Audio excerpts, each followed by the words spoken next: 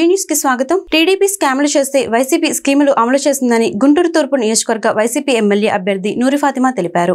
TDP పాలనలో అభివృద్ధి శిలాఫలకాలకు పరిమితమైతే YCP పాలనలో అభివృద్ధి దేశానికే ఆదర్శంగా నిలిచిందన్నారు.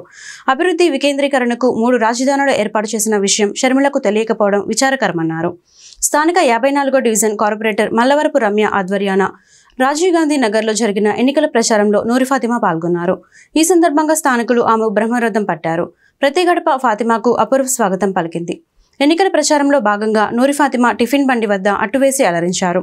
ఈ సందర్భంగా ఆమె ఇంటింటికి వెళ్లి ఫ్యాన్ గుర్తుపై ఓటు వేసి వైసీపీ అభ్యర్థులను గెలిపించవలసిందిగా అభ్యర్థించారు. ఈ మేరకు నూరి ఫాతిమా మాట్లాడుతూ 50 కోట్ల రూపాయలతో 54వ డివిజన్లో పలు అభివృద్ధి పనులు చేపట్టినట్లు వెల్లడించారు. జనరంజక పాలన సాగిస్తున్న జగన్మోహన్ రెడ్డిని తిరిగి ఆశీర్వదించేందుకు ప్రజలంతా సిద్ధంగా ఉన్నారని స్పష్టం చేశారు. ఈ కార్యక్రమంలో 54వ డివిజన్ వైసీపీ నాయకులు రవిరాజు, అగ్గిపెట్టి రాజు తదితరులు పాల్గొన్నారు. అందరికీ నమస్తే, అస్సలాము అలైకుం.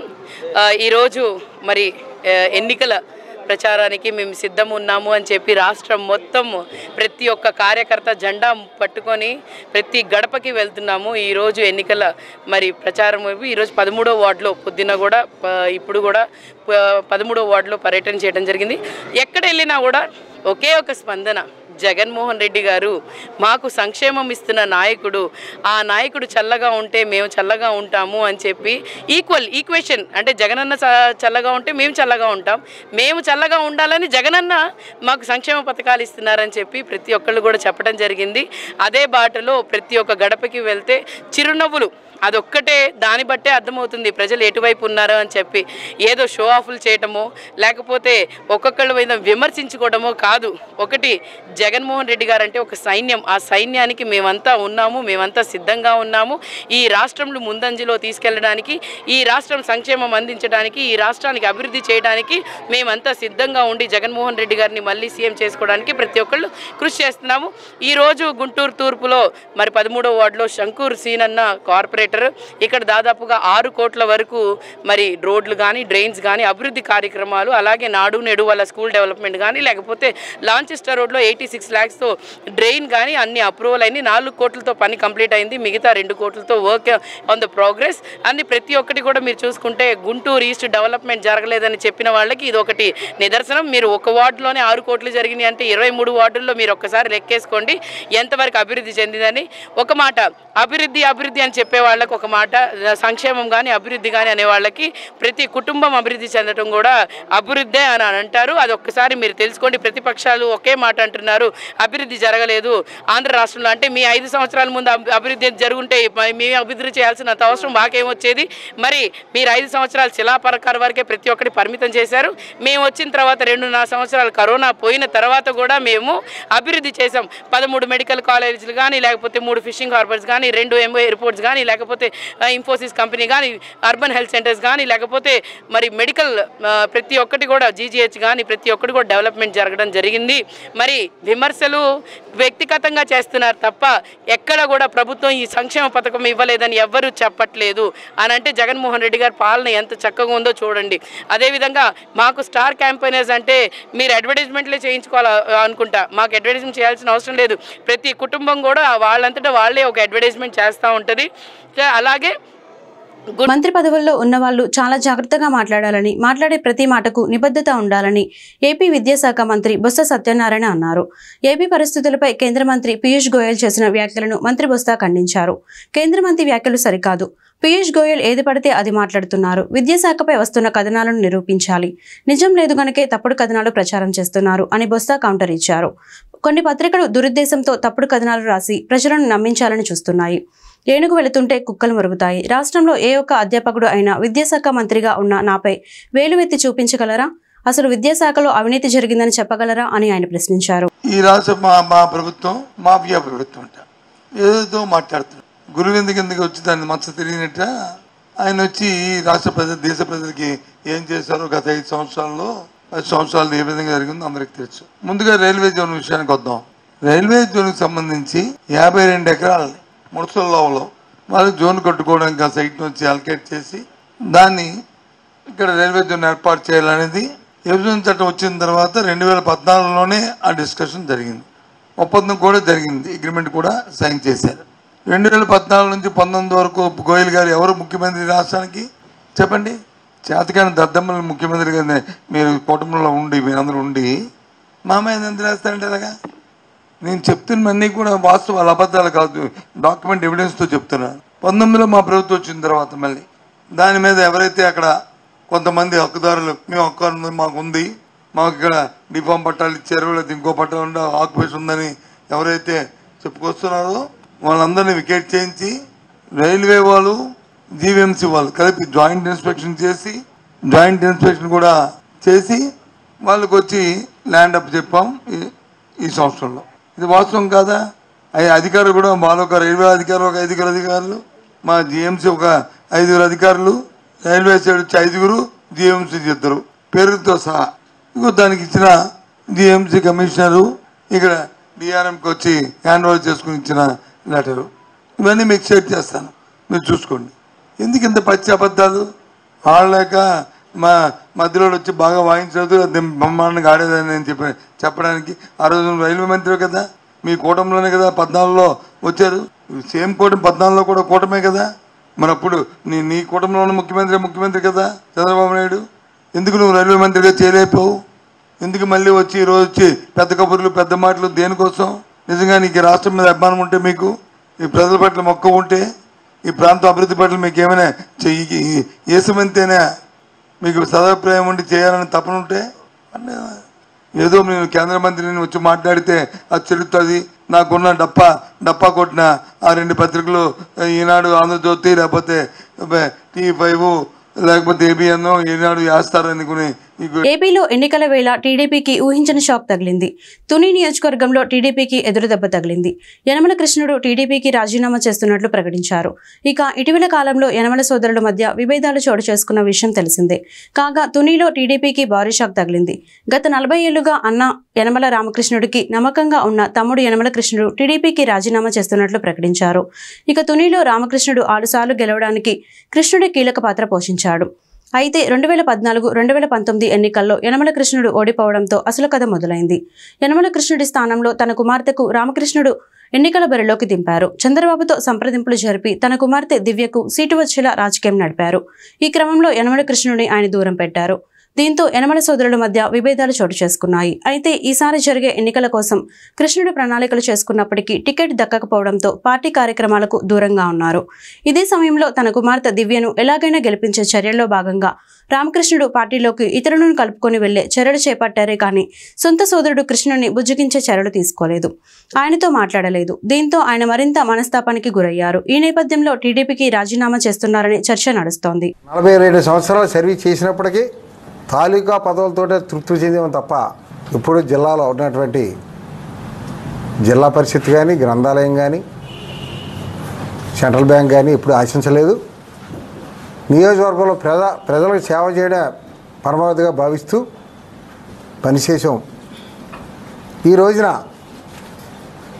వేరే పార్టీలోకి వెళ్ళడం బాధగా ఉన్నప్పటికీ ఇప్పుడున్నటువంటి మోసపూరితమైన రాజకీయాలకి మొదలగా తప్పలేదు.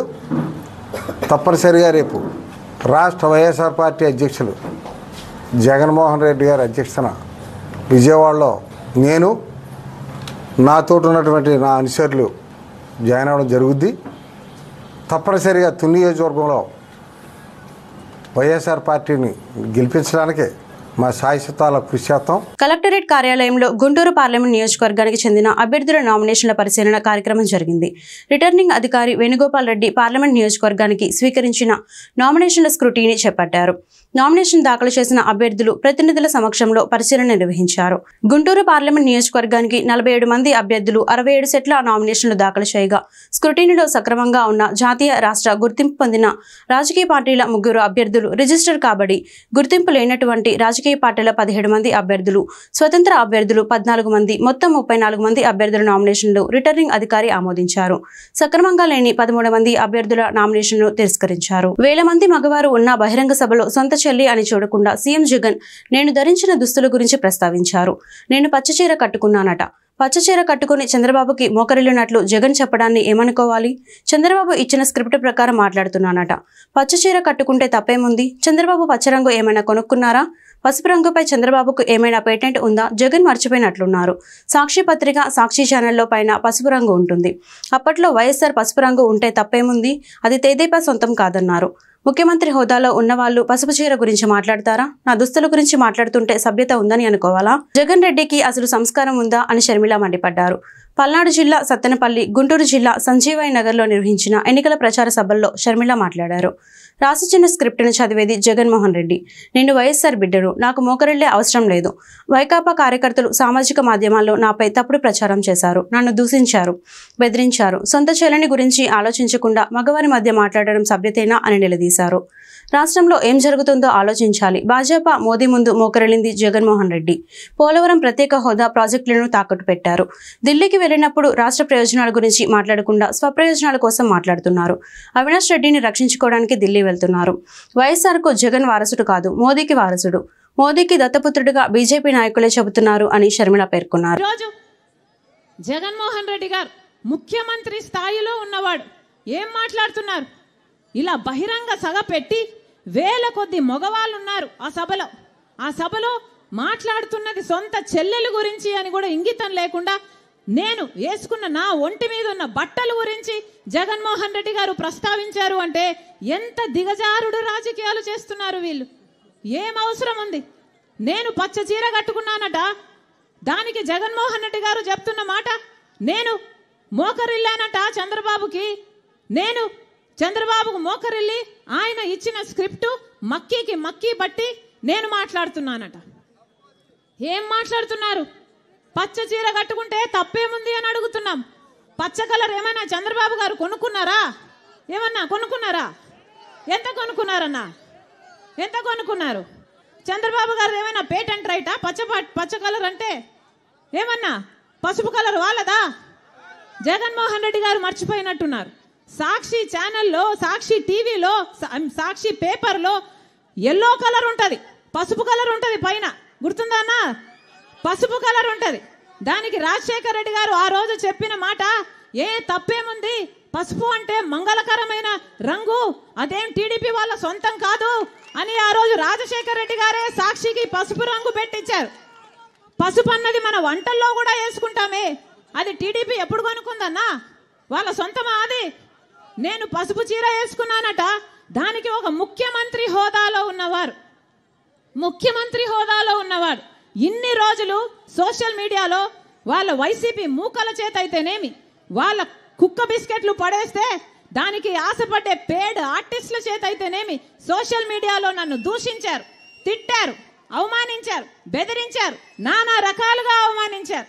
ఇదంతా సరిపోలేదని ఈరోజు ముఖ్యమంత్రిగా ఉన్న జగన్మోహన్ రెడ్డి గారు మాట్లాడుతున్నది సొంత చెల్లెల గురించి అని కూడా ఆలోచించకుండా నా ఒంటి మీద ఉన్న బట్టల గురించి ఇంతమంది మగవాళ్ళ మధ్య మాట్లాడుతున్నారు అంటే వీళ్ళకు సభ్యత ఉందా? సంస్కారం ఉందా? ఏం జరుగుతుందన్నా మన రాష్ట్రంలో? ఒక్కసారి ఆలోచన చేయాల్సిన అవసరం లేదా?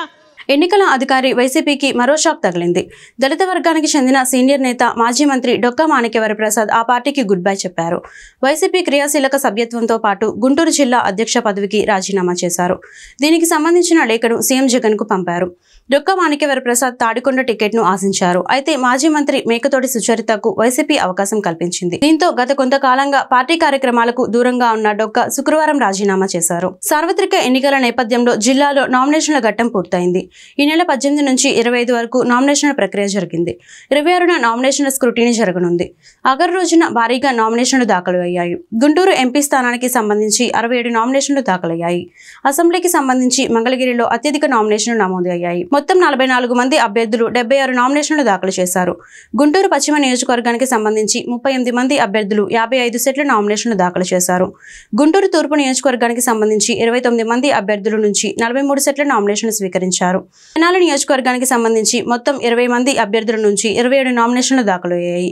తాడికొండ నియోజకవర్గంలో 16 మంది అభ్యర్థులు 24 సెట్ల నామినేషన్లు దాఖలు చేశారు. ప్రతిపాడులో 15 మంది అభ్యర్థులు మొత్తం 30 నామినేషన్లు దాఖలు చేశారు. పొన్నూరు నియోజకవర్గంలో 18 మంది అభ్యర్థులు 27 సెట్ల నామినేషన్లు దాఖలు చేశారు. తెలుగు రాష్ట్రాల్లో ఎండల తీవ్రత కొనసాగుతోంది. పగలు రాత్రి తేడా లేకుండా ఉక్కపోత వాతావరణం కొనసాగుతోంది. ఇరు రాష్ట్రాల్లో గరిష్ట ఉష్ణోగ్రతలు 45 డిగ్రీలు దాటేశాయి. దీంతో ప్రజలు ఉక్కిరిబిక్కిరి అవుతున్నారు. అయితే రానున్న 3 రోజుల్లో ఉష్ణోగ్రతలు మరింత పెరుగుతాయని వాతావరణ శాఖలు హెచ్చరిస్తున్నాయి. వడగాల్పులు అంతకంతకు పెరుగుతాయని ప్రజలంతా అప్రమత్తంగా ఉండాలని హెచ్చరిస్తున్నాయి. ఒక పక్క ఏపీలో గురువారం, శుక్రవారం 16 జిల్లాల్లో 43 డిగ్రీల కన్నా అధికంగా ఉష్ణోగ్రతలు నమోదయ్యాయి. దాదాపు 102 మండలాల్లో వడగాల్పులు వీచాయి. మరో 72 మండలాల్లో తీవ్ర వడగాల్పులు వీచాయి. రానున్న 3 రోజుల్లో రాయలసీమ, కోస్తాంధ్రలో ఉష్ణోగ్రతలు అత్యధికంగా నమోదు కావచ్చని వాతావరణ శాఖ చెబుతోంది. శుక్రవారం ఏపీలో 174 మండలాల్లో వడగాల్పులు, 56 మండలాల్లో తీవ్ర వడగాల్పులు వీచే అవకాశం ఉందని హెచ్చరించింది. సీఎం జగన్పై చంద్రబాబు తరచూ చేసే విమర్శలకు ఇక స్వస్తి పలకాలని వైఎస్ఆర్సీపీ ఎమ్మెల్సీ పార్టీ మహిళా విభాగం రాష్ట్ర అధ్యక్షురాలు పోతుల సునీత కోరారు. ఈ మేరకు తాడేపల్లి వైఎస్ఆర్సీపీ కేంద్ర కార్యాలయంలో ఆమె మీడియాతో మాట్లాడారు. హేమంత సిద్ధం బస్ యాత్రకి ప్రజలు బ్రహ్మరథం పట్టారని, ఇది చూశాక అయినా బాబు, ఎర్రబుక్ లోకేష్లో, టీడీపీ నేతల్లో పావలా కళ్యాణ్లో మార్పు రావాలన్నారు. సీఎం జగన్ పాలనలో ఎక్కడా అవినీతికి తావు లేకుండా ఇంటి వద్దకే పథకాలు వచ్చేలా పాలన నడిచిందన్నారు. ఈ పాలనను చూసి ఓర్చుకోలేక చంద్రబాబు, పవన్లు ఇలా ఆరోపణలు చేస్తున్నారని దుయ్యబట్టారు.